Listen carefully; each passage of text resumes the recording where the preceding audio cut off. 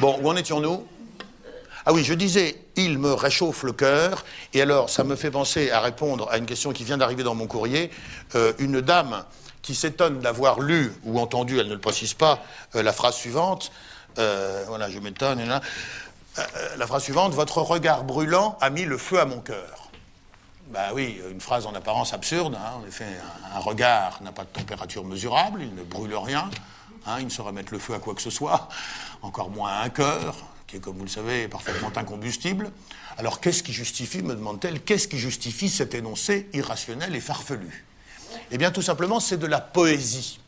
Les mots ne sont pas employés dans leur sens propre, mais dans des sens figurés. Voilà.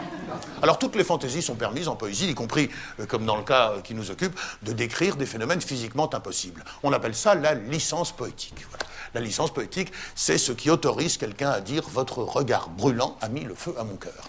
C'est ça, c'est ce qui autorise Baudelaire à dire de l'albatros que ses ailes de géant l'empêchent de marcher, alors qu'on sait bien qu'on ne marche pas avec ses ailes. C'est la licence poétique, c'est ce qui permet à Corot de peindre le ciel de telle façon qu'on ne peut pas savoir si c'est un jour de beau temps ou un jour de mauvais temps. C'est ça, c'est la licence poétique, c'est ce qui permet à Léonard de Vinci de faire sourire la Joconde, alors que quand on regarde le paysage qui est autour, manifestement, il n'y a aucune raison de sourire. C'est ça, c'est la licence poétique, c'est ce qui permet à Joachim du Bellay de délirer, comme on l'a entendu tout à l'heure, sur la région d'Angers. Voilà, c'est la licence poétique, c'est très sympathique, c'est très beau, mais cette beauté se paye parfois très cher, il y a des risques énormes, parce que si votre fils de 11 ans vous dit « Le cousin Jeannot vient de pousser mamie dans la mare au canard », maintenant que vous connaissez la poésie, vous allez peut-être penser que c'est encore de la poésie. Alors qu'il se pourrait que cette fois, ce soit ce qu'on appelle la réalité, hein, et qui nécessite en l'occurrence une intervention rapide du côté de la mare au canard. Alors, comment faire? C'est la question corollaire que me pose très bien cette dame. Comment faire pour éviter ce genre de confusion dangereuse? Eh bien, il suffit que celui qui parle, d'une part, crie un peu, alors que la poésie se dit généralement à voix basse, et que d'autre part, il précise à toutes fins utiles, ce n'est pas de la poésie. Hein, voilà. Dans notre exemple, le cousin Jeannot vient de pousser mamie dans la mare au canard, et ce n'est pas de la poésie. Voilà, comme ça c'est clair. Ah, en parlant de poésie, voilà, je retrouve très précisément la phrase de Roland Topor, qui dit « L'homme est ce fou dont les nuages... L'homme devient ce fou. L'homme devient ce fou lorsqu'un nuage s'abat, c'est ça, l'homme, ce sont deux alexandrins, donc, ou pas d'ailleurs, mais l'homme... Oui, professeur Rollin.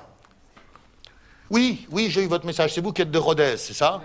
Voilà, c'est ça. Et vous auriez voulu que je vienne à Rodez faire une conférence sur la furonculose. Voilà. Alors écoutez, malheureusement, je vais sans doute vous décevoir, je n'aurai pas le temps de traiter convenablement le problème dans le cadre d'une simple conférence. Vous savez, cher monsieur, idéalement, et à condition de disposer d'un rétroprojecteur, la furonculose, c'est 6 heures. Oui, même en traitant le sujet en diagonale, ce qui déjà n'est pas souhaitable, hein, vous en conviendrez, il faut compter un minimum de 5 heures. Bon, et ce minimum de 5 heures, nous ne l'aurons pas, hein, et je ne peux pas le créer d'un coup de baguette magique, vous comprenez bien, hein. Au mieux, on va nous accorder quoi? 80 minutes, hein? Qu'est-ce que vous voulez dire en 80 minutes sur la furonculose, hein? Non, en 80 minutes, je peux vous faire, si vous voulez, la soudure autogène, je peux vous faire les parquets flottants, mais pas la furonculose. Oui, mais... Tout à fait, mais je suis content que vous le compreniez, mais vous avez raison, bien sûr, il faut arrêter le gâchis, il faut arrêter de brader les grands sujets, hein? Il faut arrêter, passez-moi l'expression, mais il faut arrêter de confondre Spirou et Schubert, hein? Oui. Attendez, attendez, je ne vous dis pas. Vous pourrez toujours trouver un charlatan, hein, qui vous fera la furonculose en 80 minutes. Seulement, ne venez pas vous plaindre après s'il n'en reste rien. Hein. Et il n'en restera rien, évidemment. Hein. Bon, écoutez, je suis heureux que vous compreniez bien le problème. Et puis, je vous dis bon courage pour la suite. Hein. D'accord. Au revoir, monsieur. Ouais.